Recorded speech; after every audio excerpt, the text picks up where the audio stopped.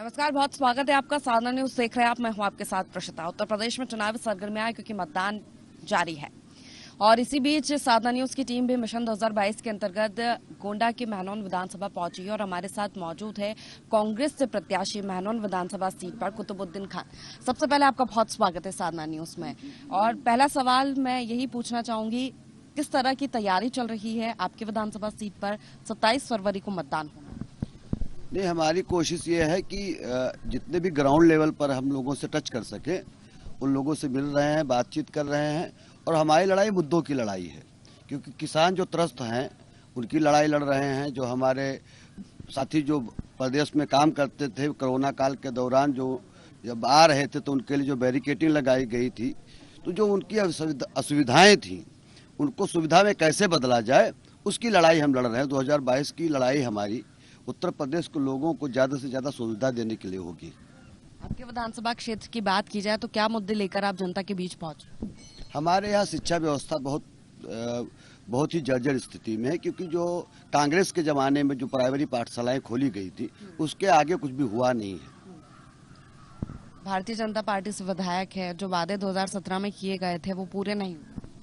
उन्होंने क्या वादा किया था उनको खुद को याद नहीं, क्योंकि वो लोग वादा नहीं करते, वो लोग जुमला कहते हैं। और वादा तो हम लोग करते हैं। हम लोगों ने प्रतिज्ञा पत्र दिया है, उस प्रतिज्ञा पत्र में साफ कर दिया है कि 2022 के इलेक्शन में जनता जो है अपने नेता को चुनने के बाद में जनता खुद मालिक होगी। जितने भी किसान हैं, कारोबारी हैं, छोटे कारोबारी हैं, सबका कर्जा माफ किया जाएगा। और जो हमारी महिलाएं हैं, खास करके जो लड़कियां हैं, उनके लिए बहुत अच्छे जो है हम लोगों ने प्रोग्राम रखे हैं। और मुझे आशा है कि सारे नौजवानों का, लड़कियों का, बेरोजगारों का हमको साथ मिलेगा। शिक्षा की जो बात की आपने, शिक्षा का स्तर ठीक नहीं है, और क्या मुद्दे हैं आपके विधानसभा क्षेत्र में? स्वास्थ्य की बात करें या सड़कों की बात करें, क्योंकि ज्यादा से ज्यादा आबादी ग्रामीण क्षेत्रों में बसी हुई है। देखिए, उन्होंने दूसरी जो मौजूदा सरकारें हैं उन्होंने क्या वादा किया, क्या डिलीवर किया, उस पर ज़्यादा नहीं जाते हैं। मेरा अपना मिशन है कि हम महनौन विधानसभा को औद्योगिक व्यापार से जोड़ेंगे, नौजवानों को जो है शिक्षा से, रोजगार से जोड़ेंगे, किसानों के लिए बेहतर व्यवस्था की जाएगी, जो यहाँ पे छुट्टा जानवर हैं उसके लिए अच्छा जो है इंतजाम किया जाएगा। मुख्य मुकाबले की बात की जाए तो भारतीय जनता पार्टी समाजवादी पार्टी में देखा जा रहा है। कांग्रेस कितनी मजबूती के साथ इस बार के विधानसभा चुनाव में है उत्तर प्रदेश में, और खास तौर पर आपकी विधानसभा? मेरी लड़ाई मेरी खुद से है। मैं किसी को अपना कंपटीटर नहीं मानता हूं। अगर मैं खुद को अच्छे ढंग से साबित कर ले गया, मुझे विश्वास है कि यहाँ की जनता की जीत होगी। आपको जनता का प्यार मिलता है तो क्या वो प्रायोरिटी से महत्वपूर्ण मुद्दे होंगे, प्रमुखता से आप उन मुद्दों पर काम करेंगे? हम यहाँ पे व्यापारीकरण करने का काम करेंगे। यहाँ पे उद्योग व्यापार, छोटे कुटीर उद्योग लगाने के लिए प्रयास करेंगे। और जब उद्योग लगेंगे तो ऑटोमेटिक सड़कें हैं, बाकी सारी सुविधाएं खुद ही आ जाएंगी। सड़कों की स्थिति ठीक नहीं है। अब जो लकीरें कांग्रेस ने खींची थी वही लकीरें हैं। अभी आज इलेक्शन होने वाला 27 तारीख को, अब जाके गड्ढे पाटे जा रहे हैं। और आपको याद होगा 2017 में सरकार में आने के बाद में जो हमारे मुख्यमंत्री जी हैं उन्होंने कहा था कि 15 दिन के अंदर हम जो है गड्ढा मुक्त कर देंगे। अब उनके साथियों ने क्या सुना मुझे मालूम नहीं है, लेकिन गड्ढा मुक्त करने के बजाय उन्होंने गड्ढा युक्त कर दिया था। अब वो गड्ढा आज के डेट में कोशिश कर रहे हैं, कुछ जगह पे जो है कहीं बजड़ी पड़ा हुआ है, कहीं कुछ पड़ा हुआ है। इलेक्शन के दौरान लोगों को दिखावा दिखाने के लिए कुछ काम दिखाई दे रहा है, जो कि बहुत ही खराब स्थिति में है। हमको लगता है ये इलेक्शन होने से पहले काम खत्म भी नहीं हो पाएगा और 2-3 महीने में टूट भी जाएगा, क्योंकि वो जो लेयर वो लोग डाल रहे हैं कंक्रीट की या जो है कोल की, बहुत खराब जो है कंडीशन में है। कई सीटों पर देखा जा रहा है कि उत्तर प्रदेश में कांग्रेस अपने अस्तित्व के लिए लड़ाई लड़ रही है। कांग्रेस ने देश की लड़ाई हमेशा लड़ी है और आज भी वो देश के हित की लड़ाई लड़ रही है, क्योंकि कांग्रेस हमेशा देश के साथ खड़ी हुई, किसानों के साथ खड़ी हुई, नौजवानों के साथ खड़ी हुई। अगर किसी को ये लगता है कि कांग्रेस अपने अस्तित्व की लड़ाई लड़ रही है तो ये मान के चलिए उनको खुद से सोचना चाहिए कि उनके अस्तित्व की भी लड़ाई लड़ रही है। प्रियंका गांधी ने नेतृत्व संभाला हुआ है, मेन फोकस सबसे पहले उनका महिलाओं पे ही था। महिलाओं को 50% आरक्षण और ये तमाम सुविधाएं महिलाओं, तो क्या महिला वोटरों को साधने की कोशिश कांग्रेस ने की थी उत्तर प्रदेश में? बहुत अच्छी बात है। 50% आबादी हमारी महिलाओं की है और जिस घर में हमारे महिलाओं का सम्मान नहीं, वो घर बराबर अच्छे ढंग से चल नहीं पाता है। रोज ना कुछ ना होता रहता है। मुझे लगता है, पूरा विश्वास है कि महिलाओं का पूर्ण रूप से हमें समर्थन मिल रहा है और मिलेगा, क्योंकि महिलाएं ही घर संभालती हैं। जितनी त्रासदी जो है महिलाओं ने झेली है इस सरकार में, शायद किसी ने झेला होगा। हाथरस की घटना आपको मालूम है, बहुत सारी घटनाएं हैं, सबका वर्णन नहीं कर सकता क्योंकि किताबें लिखने की जरूरत पड़ेगी उस पद पर।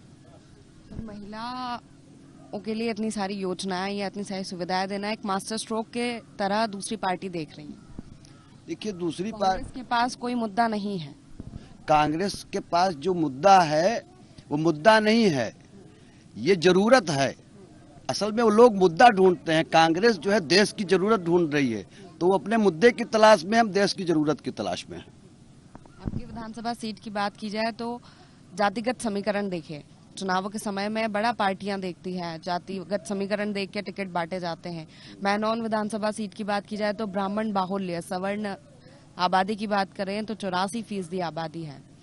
किस तरह आप देखिए, अगर आप किसी से भी मेरे बारे में पूछेंगे तो बोलेंगे डायमंड, वो ना बोलेंगे खां साहब हैं, ना वो बोलेंगे तिवारी जी हैं, ना कुछ बोलेंगे। मैं सिर्फ डायमंड हूँ और लोग मुझे अच्छी तरह जानते, मेरा चेहरा सिर्फ डायमंड है। डायमंड नाम क्यों पड़ा?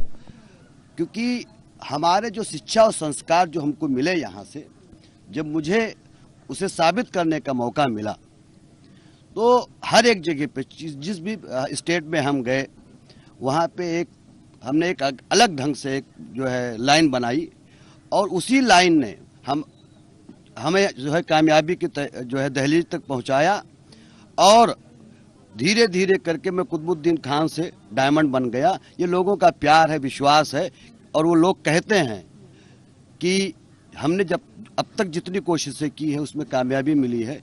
और अपने तरफ से मैं एक बात बता देता हूँ, मेरा व्हाट्सएप स्टेटस अगर देखेंगे उस पर लिखा हुआ है nothing is impossible, so that means we can do it, we can deliver it. सांसद का चुनाव भी आपने लड़ा था प्रसपा से, कांग्रेस में आने का कारण या प्रसपा छोड़ने का कारण पूछा जाए तो क्या होगा? देखिए, सांसदी का चुनाव हमने इसलिए लड़ा था, उस समय मैं कांग्रेस से टिकट मांग रहा था, किसी वजह से हमारी सीट समझौते में चली गई और कुछ लोगों ने हमारे बारे में गलत टिप्पणियां करनी शुरू कर दी, जिससे अपना वर्चस्व सिर्फ बचाने के लिए मैं कांग्रेस जो है दूसरी पार्टी से जाकर चुनाव लड़ा था और हम सिर्फ क्षेत्र में अपना वर्चस्व कायम करना चाहते थे। किसी से हम दबाव नहीं बनाया, ना वोट मांगा, ना कोई प्लानिंग किया, सिर्फ अपने आप को साबित करने के लिए हमने चुनाव लड़ा और मैं काफी हद तक उसमें कामयाब रहा। लेकिन फिर भी बात नहीं बन पाई। नहीं, हम जो बात बननी थी वो मेरी बनी, मुझे अपने वर्चस्व बचाना था, मेरा वर्चस्व कायम रहा और मैं 15 दिन तक 20 दिन तक जब तक चुनाव लड़ रहा था तब तक उस पार्टी में था। चुनाव खत्म, वापस अपने घर में था मैं। रणनीति देखी जाए तो क्या अंतर लगता है आपको? प्रसपा अब तो सपा के साथ गठबंधन हो गया है और कांग्रेस की बात की जाए, देखिए, कांग्रेस से बसपा या सपा का आप कंपैरिजन मत कीजिए, क्योंकि कांग्रेस वो है जिसने घर बनाया है और सपा वो है जिसने कमरे अलग किए हैं। तो एक घर, मकान में और कमरे में बड़ा अंतर होता है। आप मकान की तुलना कमरे से करेंगी तो मुझे लगता है कि बड़ा बेजा सवाल होगा ये। बीजेपी से कर ले। बीजेपी, कांग्रेस ने जो है 70% जो है वह राज किया है देश में, बीजेपी भी 30% पर नहीं पहुंच पाई है, बाकी 30% में कम्युनिस्ट थी, बाकी अन्य दल थे। तो अब 70% को आप 30% से कैसे करेंगे? और 70% होता है फर्स्ट क्लास पास और 30% होता है फेल। फेलियर लोगों से पास लोगों का कंपैरिजन नहीं किया जाता है। बीजेपी फेलियर पार्टी है। दैट्स ट्रू, आप सारी चीजों में फेल रही है। आप कोई भी बात हमको पूछिए, मैं उसका जवाब दूंगा आपको। तमाम योजनाएं बीजेपी की नारी 2017 में जो घोषणा पत्र था, जो वादे किए बीजेपी ने, वही दावा किया जा रहा है पूरे किए गए हैं और उन्हीं मुद्दों को लेकर वो जनता के बीच पहुंच रही है। मैं बड़ा शार्प सा क्वेश्चन पूछता हूं बहन, मैं आपका नाम नहीं पूछा ध्यान से, क्या आपके पिताजी ने कभी कहा बेटी मैं तुम्हारा शादी करूंगा? नहीं कहा होगा। क्या आपकी गलतियों पे आपके पिताजी ने कभी कहा कि मैंने बचपन में तुमको जो है कपड़े ला के दिए थे? नहीं कहा। जो माता पिता जैसा व्यवहार करते वो कांग्रेस है, जो पड़ोसी जैसा व्यवहार करते वो बीजेपी, इसलिए वो गिनाती रहती मैंने तुम्हारे साथ ये किया, तुम्हारे साथ ये किया, तुम्हारे साथ वो किया, ये करूंगा वो करूंगा। ये पड़ोसी गिनाते हैं, माता पिता नहीं गिनाते। कांग्रेस माता पिता जैसा काम करती है। तो क्या मुद्दे हैं कांग्रेस के? किसानों का कर्जा माफ होगा पूर्ण रूप से, बिजली बिल हाफ होगा, कोरोना काल का पूरा बिल माफ किया जाएगा, जो भी हमारी महिलाएं हैं बहनें हैं उन्हें बस में फ्री बस सेवा दी जाएगी, और जो भी हमारे साथी आज ग्रेजुएशन करके सरकार की लाठियां खा रहे हैं उन्हें रोजगार से जोड़ा जाएगा। यदि रोजगार देने में असफल हुए, क्योंकि पैटर्न अभी प्लेटफॉर्म दूसरे का बना हुआ है, हमको प्लेटफॉर्म बनाने में समय लगेगा, तब तक उन्हें बेरोजगारी भत्ता दिया जाएगा, और वो बेरोजगारी भत्ता उस परिवार के महिला के खाते में जाएगा जिससे घर अच्छे से चल सके। दूसरी चीज ये है, आपको मालूम होगा जब देश आजाद हुआ तो पहले सेंट्रल बना, फिर प्रदेश बना, फिर जिला बना। जब किसान हमारे घर की महिलाएं हैं उनको कोई दवाई लेना होता था, कोई काम करना होता तो जिले पे जाना पड़ता था, तो जिले से फिर उनको दूर ना जाना पड़े इसलिए ब्लॉक बना, फिर ब्लॉकों पर भी ना जाना पड़े और करीब करने के लिए फिर न्याय पंचायत बना। कांग्रेस ने धीरे धीरे आपकी सुविधाओं को आप तक पहुंचाने का काम किया। उसके बावजूद भी जब न्याय पंचायत स्तर से काम नहीं बना, ऐसा लगने लगा कि हमारे घर की महिलाएं के पास सुविधा नहीं है, वो संसाधन नहीं है, तब आशाबाड़ी, आंगनवाड़ी, आशा बहू जैसी महिलाओं के संगठन को आगे बढ़ाया, जैसे महिलाओं के दुख सुख में वो साथ रह सके, और सारी सुविधाओं को समेट कर गांव की तरफ लाने का काम किया। ये है कांग्रेस की देन।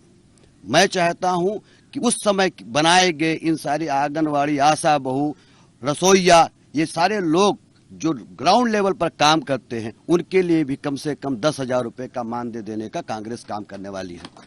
ये तमाम मुद्दे दूसरी पार्टियां भी लेकर आ रही। बिजली की बात की जाए तो समाजवादी पार्टी 300 यूनिट फ्री बिजली, पेंशन बहाली, किसानों का कर्ज माफ, ये दूसरी पार्टियां भी अपने घोषणा पत्र में ये तमाम मुद्दों के साथ आ रही।